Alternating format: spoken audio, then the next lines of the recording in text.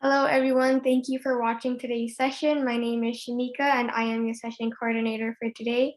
And we have Latania Dyer with us today to speak about her journey into the legal field and her career as a litigation lawyer at Prowse, Dash, and Crouch. I'm sure many of you will find this session with Latania to be incredibly insightful and interesting. Now I will pass it on to you, Latania, to introduce yourself. Hi, everyone. Thank you for the invitation. I'm just excited to help in any way that I can, and I'm interested in what the questions will be. Okay, so I'll just dive straight in. So we like to start with your undergraduate experience because many of us here watching or tuning in later are in our undergraduate thinking about going into law. So I understand that you went to the University of Toronto for your undergraduate. That's amazing. I'm also at University of Toronto, so it's nice to see a alumni. So could you explain what you did in your undergraduate at University of Toronto?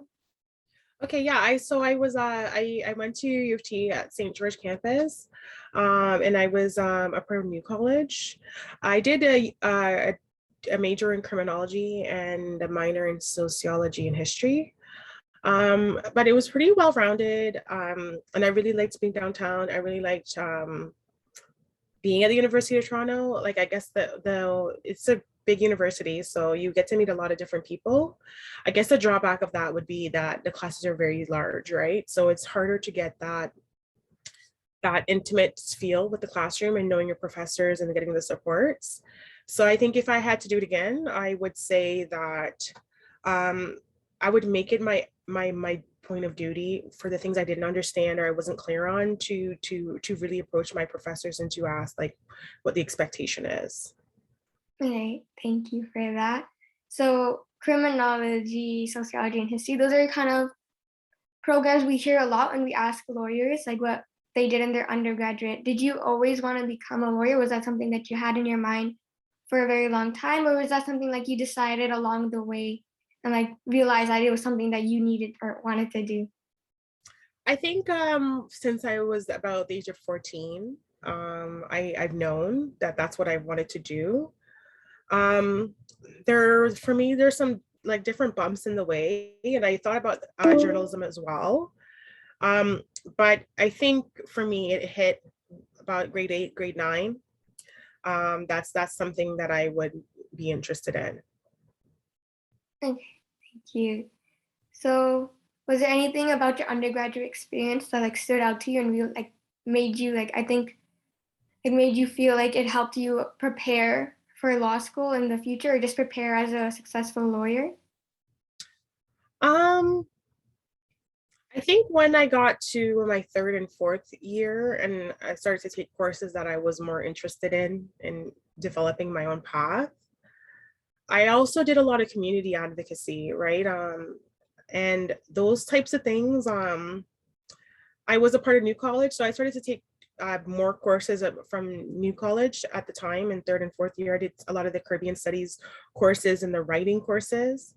And I started to really, I think, develop my understanding of advocacy.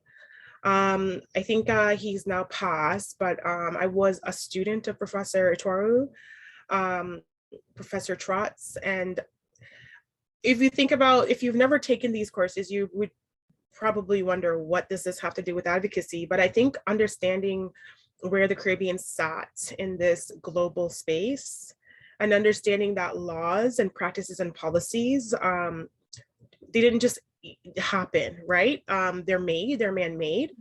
And seeing what it is for somebody, I guess, from the global south to operate within this space and seeing these countries and how we access law, we access different things.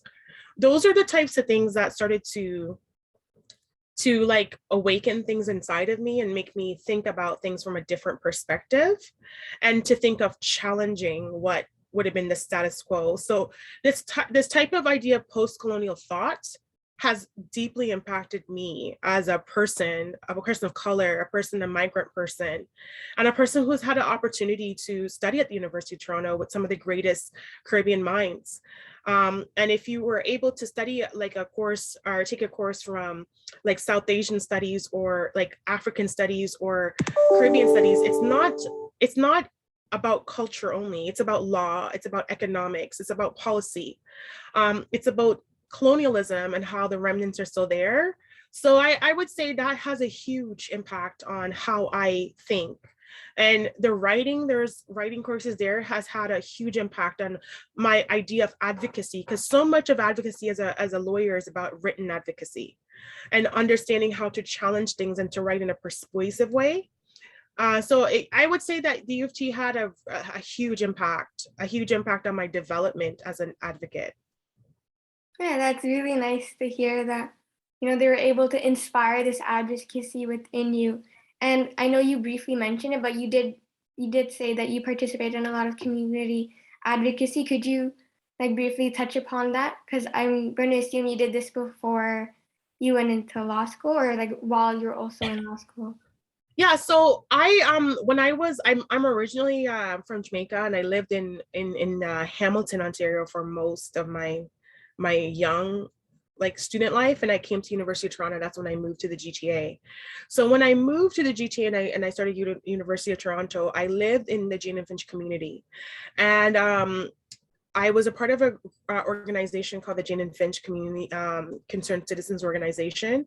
There's a documentary there Mhm. about the organizer. His name is Mr. LaRose, um, and it's called Mr. Jane and Finch.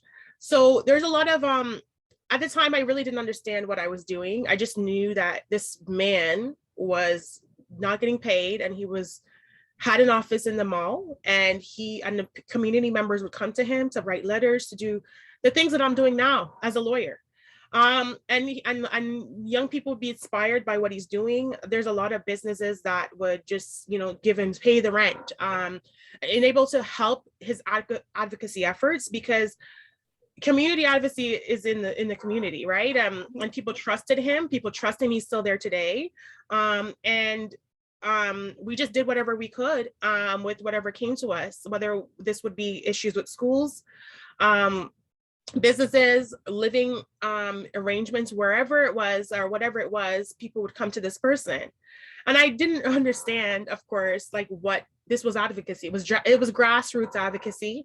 I just knew that I was living in this community, that this guy was doing a lot of good things, and he seemed to be very well connected with a lot of people. A lot of people in the Black community knew who he was. He's gotten so many different awards, Harry Jerome Awards, many different awards. And he was a mentor of mine for many years, a very big supporter of me and my ability to just to fight. And one of the things that we did, we would have like weekly debates on a Thursday night, and I would organize with the community like topics and structure the debates. Again, I mean, those are things that were building my skills to be a lawyer, to be a litigator.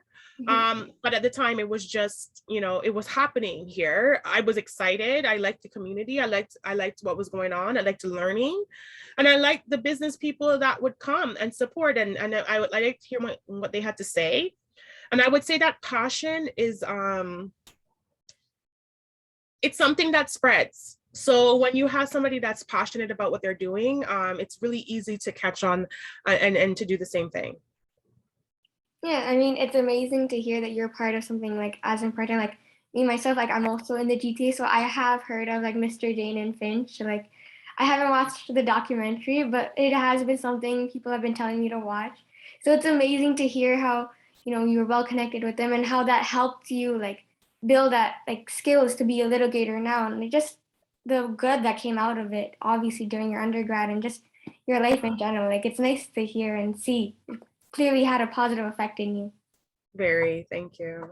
Yeah. So I also understand that prior to attending law school, you were a litigation law clerk. Could you explain your process to becoming a law clerk and that's how you believe that experience might have benefited you or might have, not benefited you?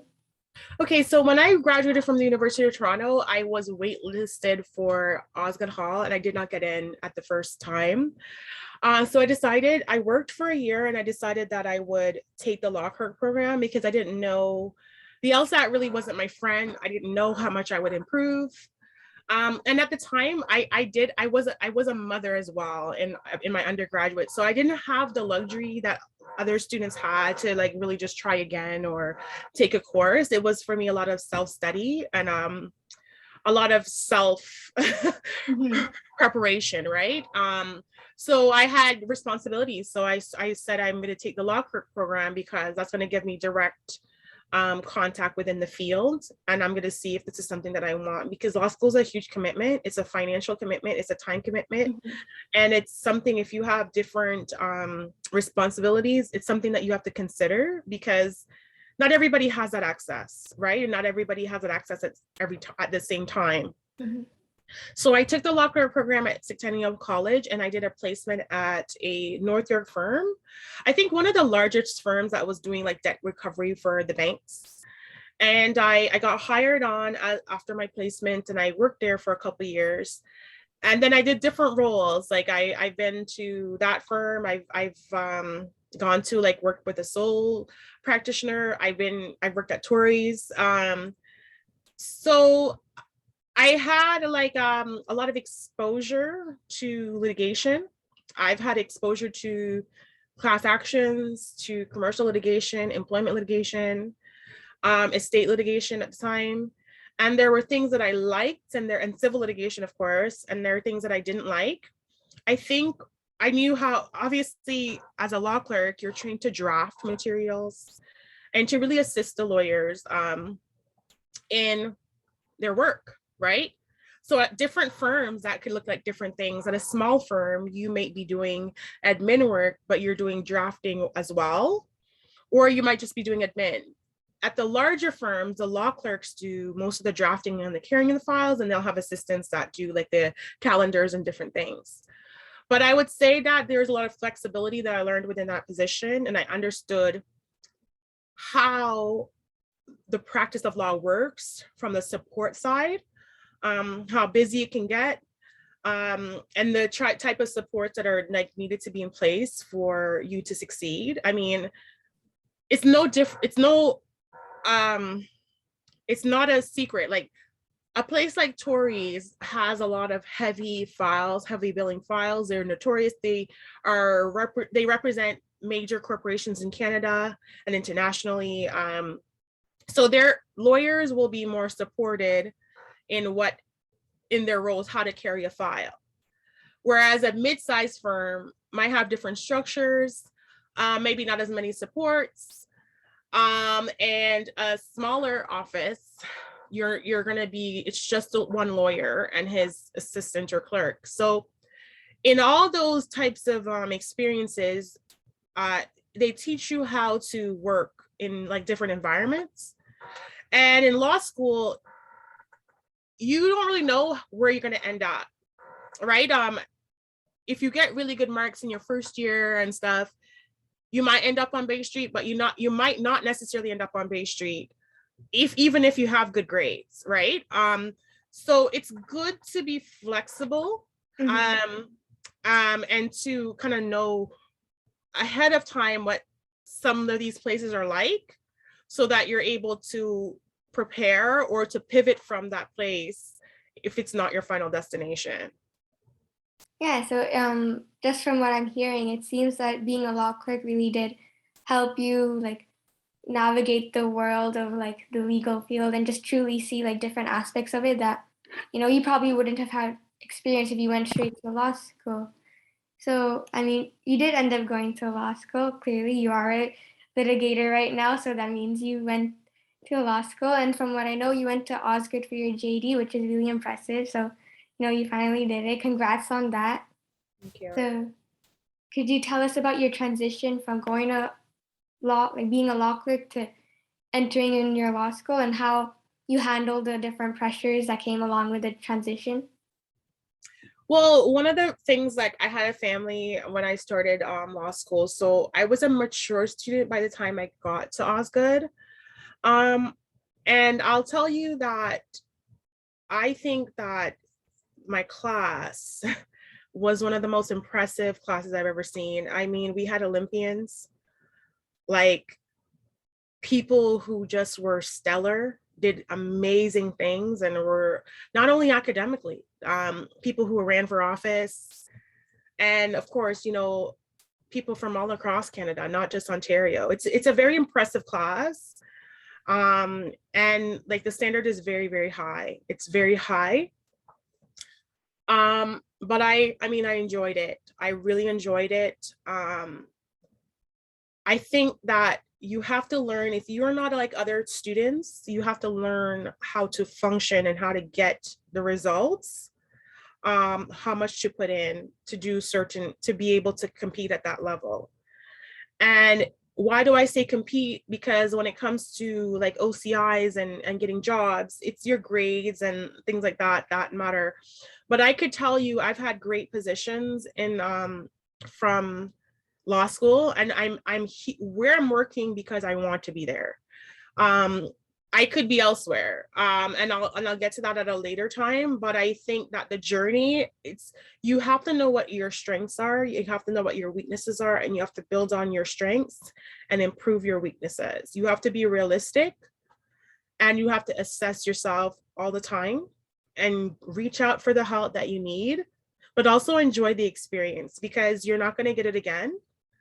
And I really did enjoy meeting the people that I met in my program, my professors, and I wish I would have been braver to approach the professors when I liked their materials. But I think that there's like this imposter syndrome that some people go through in law school and in university, whereas, should I be here? Do I have a right? And I'll say, like, for instance, I really liked my business law course. And a lot of things that were being taught, I mean, I was very interested in it. And my professor was really passionate. He had a CA with him that also very passionate. But like in the classroom, there were all these people who had like Bay Street jobs their next summer, and they were coming from business backgrounds. Their parents were like CEOs or whatever. So they had this kind of exposure that I didn't have. And I felt intimidated to ask questions. I felt intimidated to like engage like openly with the material and with my professors. And it just so happened that commercial litigation, which is like business law, is commercial litigation. It's the foundation. It's what I did before I went there. So I had exposure too, but I guess I just didn't see myself that way. I was clerking on files that did shareholder disputes, and I was in a small firm, but we're opposing Bay Street law firms.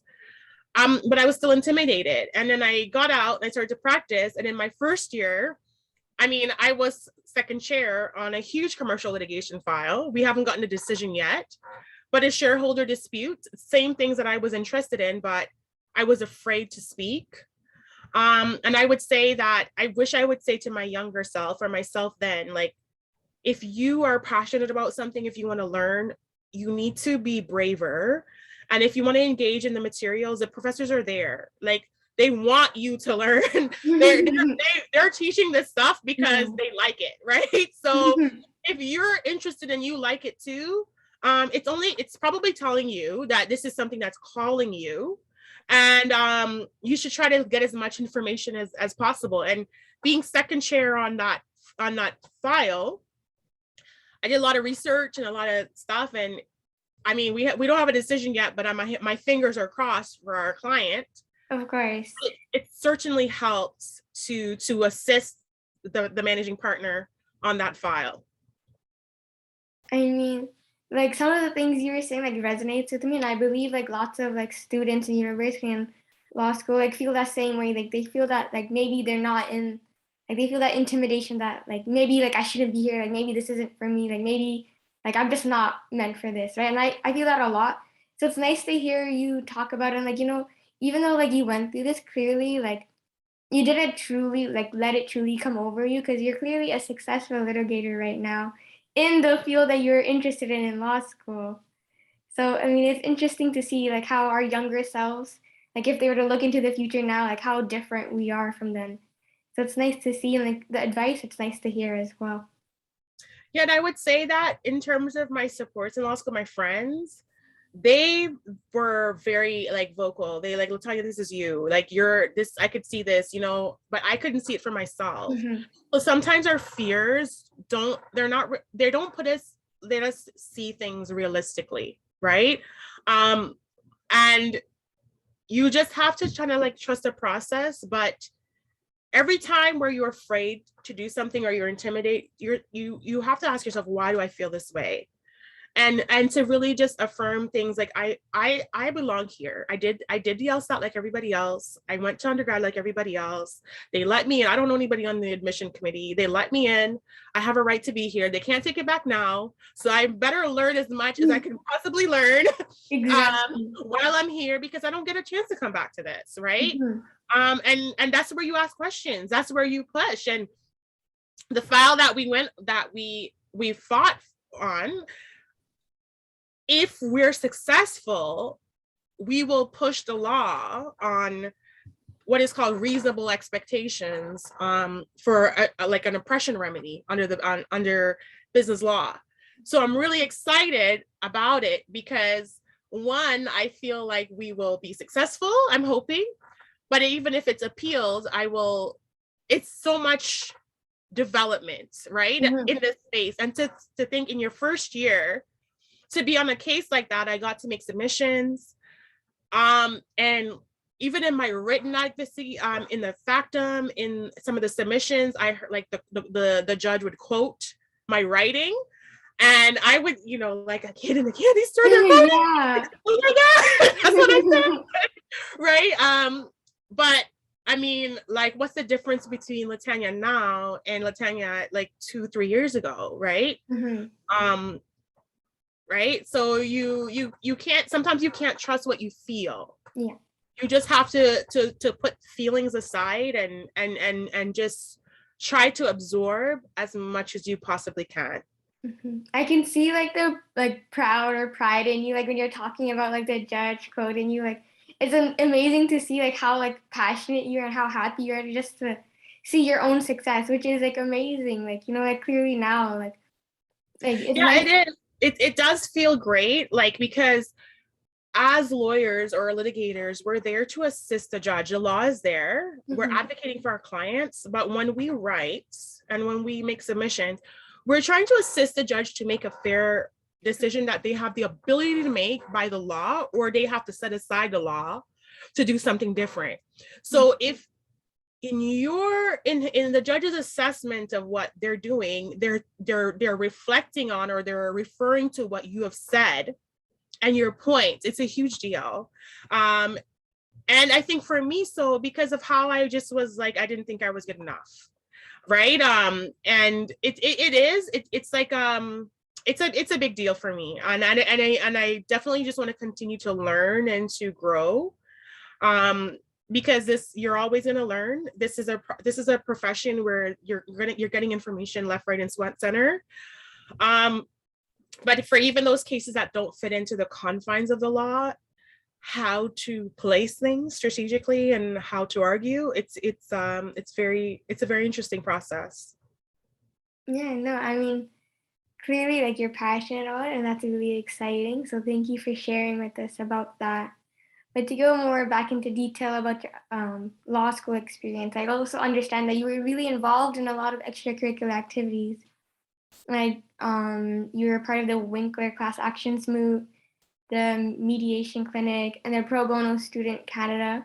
So could you like touch briefly on these different extracurricular activities and how they helped you in your journey to be a successful litigator? So my first year I was on the law journal, the Austin Hall Law, again, very competitive.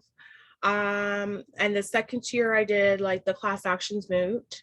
Again, I didn't think I was good enough, so I was just a researcher on the moot. You learn a lot by being in the space and being on your feet and doing the research. And I had done the mediation clinic, and they offered me a job in the summer to continue. And that was like knowing the professors, doing the work. I was based in Mississauga, so I was very close to the Brampton courthouse. So I did the family law project by pro bono students at the court 1 day a week, and I was also like a research assistant for the mediation clinic. And I would say that those were like my strengths, right? My ability to connect things and connect people, and um everybody's different at different things. So I think I made an impression on my professors, and I got those positions in school. And I would say that I was interested in doing this stuff at the court because I knew I was interested in litigation. I just didn't know where I would end up. So I was at the Brampton court, and now I practice in Brampton. So that was helpful. But the mediation clinic, you get to go to the small claims court in Brampton or wherever, this Toronto one, and you get to sit in on cases, and the judge will refer clients to you to reach like a mediation agreements. And that was great. It's helpful to what I'm doing now. And I would say it's exposure, right? A lot of people that come into the small claims court, they're self-represented. So it's like the laws and everything, the processes they're not as stringent, but to learn, it's a good place to just observe, right? To observe how people argue cases, how people approach the court, and how like a settlement can happen, right? So it was really good exposure. And I think that if you don't have that exposure going in, you want to do things that are going to give you that exposure to what you're doing. Because I know people who ended up at really great firms, but they quit. They did different things. I know people who like in years before me, and now like they're not practicing law because they decided that they didn't like it after. And I feel like maybe some things you don't know until you see it, but there's a lot of opportunities that give you an insight, a window into what this looks like. And I don't know if a lot of students take those opportunities. Maybe they're more focused on different things, but where you work, and the work consumes a lot of your lifespan. So I think that it's helpful for students, if they don't know or they're on their edge, to get opportunities to see if this is what you really like prior to making such a big investment, because then it could be something very miserable. And in the practice of law, there's a lot of hours, there's a lot of commitment, and there's a lot of burnout. So I think to equip yourself for that is to know what you're getting into, and to like realistically see if it's something that you can manage. Yeah, that's some really good advice. I think experience definitely plays a huge role in a lot of people's like decisions and things. So it's nice to see you like agree and like vocalize and express that like it is something that we should focus on when we're a student. Because I feel like a lot of us do lose sight on like actual experience because we're just like, okay, like we need to do our assignments, do our, like readings, but like we never really go out and see like, okay, like is this what we really want to do? Yeah. So now that you're a successful litigator at Proust Dashing Crouch, or I'm sorry, did I pronounce that right? Yes. Okay. So now that you're a successful litigator there, could you explain your area of law and if there was any specific reason why you decided to pursue this area? Okay, so I articled with the city of Vaughan legal services. Like, so they do municipal work, they do commercial work, planning, litigation, they do all types that relate to the city. And I was the only student there, so I really had exposure to mostly all the practice areas there, but they didn't have any positions as legal counsel at the time when I left, at least for my experience level. So I wasn't sure what I wanted to do. I know I liked litigation, but then I didn't want to go into litigation with not having that exposure or opportunity to see that if I didn't like solicitor work or not. And there are different approaches. So solicitor work would be more like research and drafting and opinions. And litigation is more so like research and advocacy, written advocacy and oral advocacy. And there are some people that do both. It's hard. And there's most people do one over the other. It's not it's not necessary for you to know what you want to do in law school, but I guess going into articling, you should have an idea. And if you go into articling and you decide that what I'm doing I don't like, I want to switch over, then you have a chance, right? Mm-hmm. And there's always an opportunity to switch. I think from the positions that were available to me at the time when I left the city of Vaughan, or when I was getting ready to leave, um, the position at Prowse was best for me because they have different, quite a few practice groups Mm-hmm. that I would be able to work on while I was deciding what I want to focus on.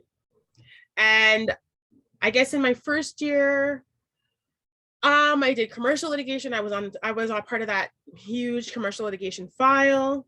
And then I did a huge estate litigation file. I didn't make submissions there, but I did a lot of the written advocacy. And I decided, okay, I like this a little bit. And I like the commercial litigation and stuff too. I'm doing employment law, like wrongful dismissals and some human rights issues, and general civil litigation. I think what I'm not forming an opinion on yet because I don't know, but I think maybe I'm not too interested in this in the estate litigation anymore because it's so messy. And I didn't like family law because it's so messy. And I don't like messy things. Understandably. But law is messy. But I just don't like I just don't like fighting over dead people's things. But like the law part is interesting. It's the dealing with the family members, Mm-hmm. dealing with the wants and the whatever that like I just don't like. But the tests, like if you were to do like capacity assessments and to argue, does this person have capacity to make a will? It's like a great case law, like really really interesting stuff. It's just the people. Yeah. So I really learned a lot from the estate side, like there's no like there's no definitive thing that tells you if a person has a capacity or not, right? It's like biology or things that happen in the medical space, and there are things that happen in the social space that they have to make a legal decision based on balancing different things. So it's interesting. There's going to be a lot of advocacy because there are going to be people that depend or rely on, well, the medical evidence suggests, but at the time that you made this will, like nobody will really know, right? So it's great advocacy. It's great if there are students that are like we're representing from the office of the PGT. Great, it was a great trial. We still haven't got that decision for that case, but I learned a lot, and evidence as well, like the laws of evidence. If you want to be a litigator, take evidence in law school, but don't be mad if you don't do well because you're going to learn a lot in practice. And the rules, learning the rules when you go along, that's going to assist you in some of the case law. And a lot of the evidence rules come from criminal law and personal injury law. So that flexibility is important in practice because you might be doing some criminal law and decide, I don't want to do this anymore. But you have all this great experience and evidence that could be helpful in, say, estate litigation, right? Or personal injury. So there's definitely transferable skills. And I think that maybe in your first year, you want to think about that. Your first couple of years, think about, what can I do or where can these skills be used and go from there.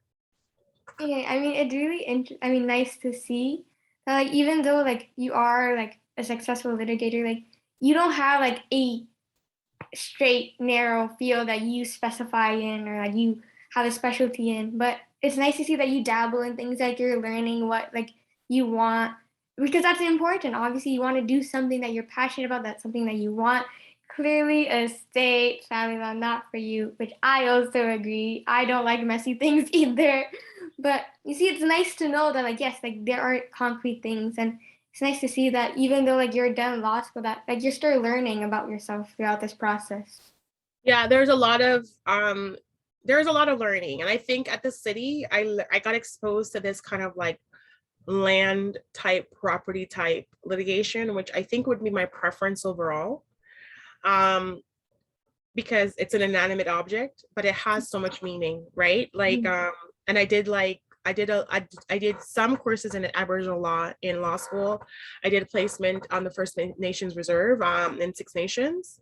Mhm. So for I don't know why, but land seems to be something that is I like. I like how people think about land as in property. Mhm. I'm interested in the disputes with respect to land, and it does have people to it. But I just find it's like it's for me, it's safer than like mom and dead husband and everything. But every area of law has their drama, right? Every area of law. But I mean, I think that's what mostly gravitates what I gravitate to. And I give you like an example of this type of land type litigation where we had a file last year where like a person they had us drop a will, but they died. And before it was complete. And in while they're alive, property was supposed to be transferred, but they died before we can transfer the property. And we tried to do it after they died because we had their directions, we had their signature, but the land register office said no way, right? But when we did more research into it, we realized that this land that was being transferred didn't actually belong to them because at the time where the house was built, it belonged to the government of Ontario, but title wasn't properly transferred, like in 1970.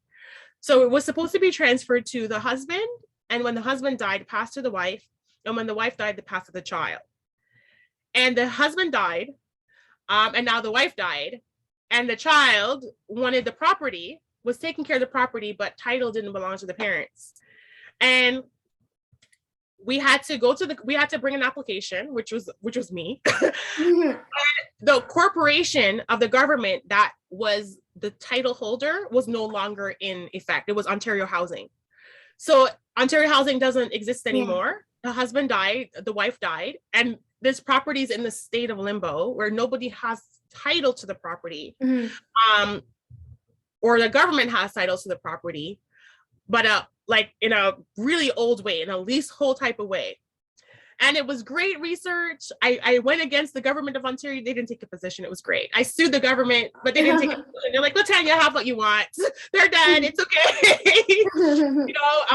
But title, like the way that we structured our order had to be, they had to agree. The director of titles had to agree. And in the end, I brought an application to the court to rectify title, so that this person now could hold it, right? It could belong to them. And even though they didn't belong to them on paper, we had to argue that the intention of mom was to transfer before they died. And dad thought he had title because he had this half signed document by the government. He paid the money, but it was just not registered, right? Mhm. And we successfully did that. Child has property right now, but interesting case, Yeah, you it know. truly is an interesting case. And talking about interesting cases, I like to ask all the lawyers I host sessions with this question.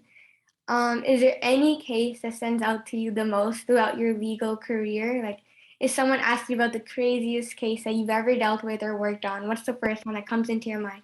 And also, if you're not comfortable talking about anything, that's all up to you. You don't have to answer the question. It's all your discretion.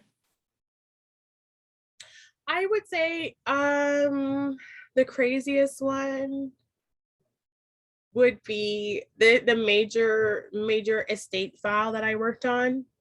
And the decision's not out yet, but I think it was crazy because there are so many different cases intertwined in one. And I mean, the estate is like about $30 million. So everybody wants a piece.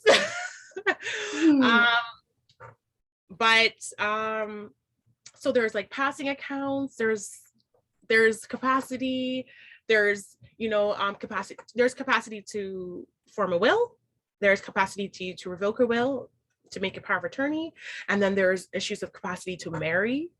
There are different levels of capacity.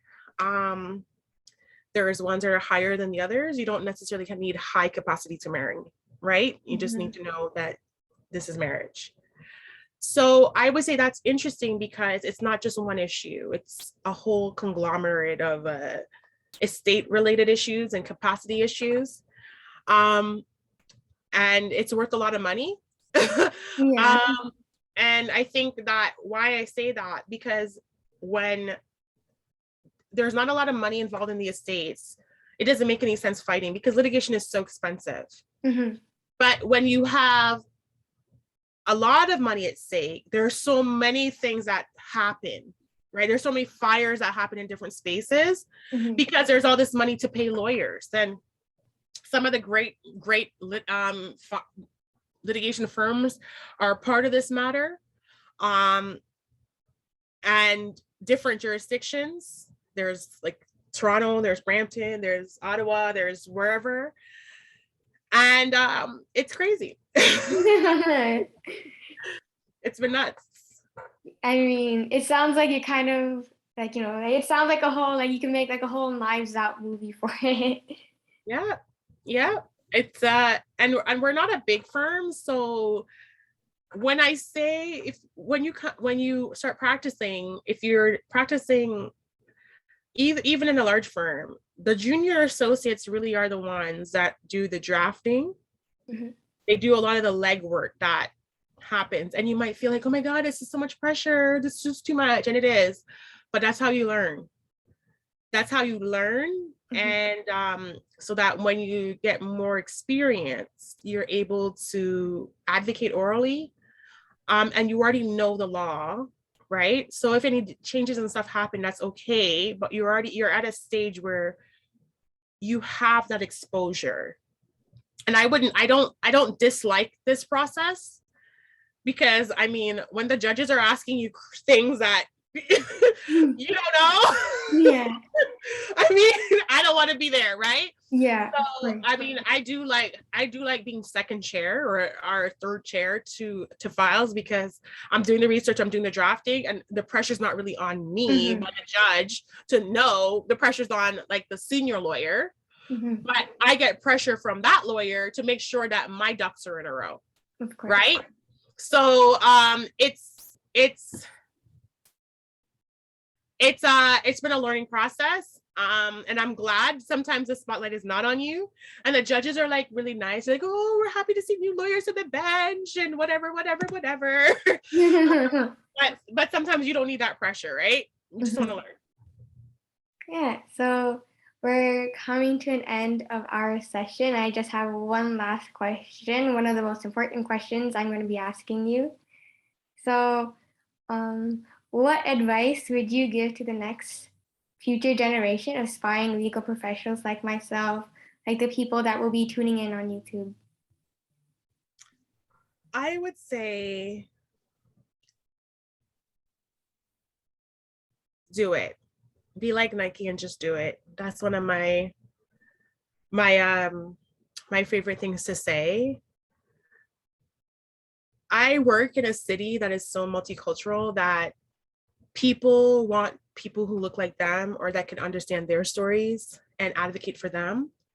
I'm also I'm a board member of a community legal clinic.